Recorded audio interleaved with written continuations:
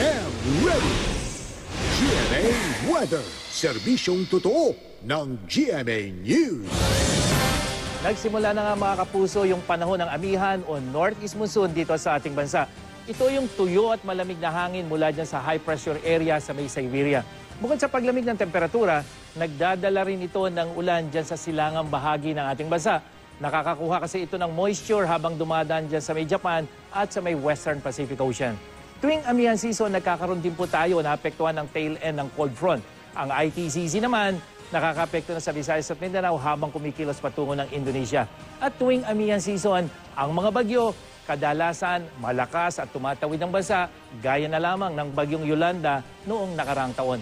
Bukod sa amihan, may low pressure area pa rin dito sa PAR na matahan niya ng Pag-asa, 190 kilometers sa may silangan ng Borongan, Eastern Samar. Magdudulot ito ng minsang malalakas sa pagulan dyan sa Southern Luzon simula po bukas ng madaling araw. Base naman sa datos ng The Weather Company.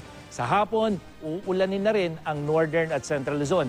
Asahan din ang mas hihinang ulan sa Visayas, habang sa Mindanao, thunderstorm ang maranasan pagdating ng hapon.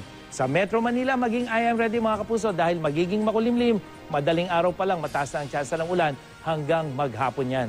May gale warning din ang Pag-asa sa Eastern Seaboard ng Luzon hanggang dyan sa Eastern Seaboard ng Southern Luzon. Sa mga gumagamit ng maliliit na sakyang pandagat, delikado pong pumalawot dyan. Yan ang latest mula sa GMA Weather. Ako po si Nathaniel Cruz. Magplano para sigurado. I am ready. Serbisyong totoo ng GMA News.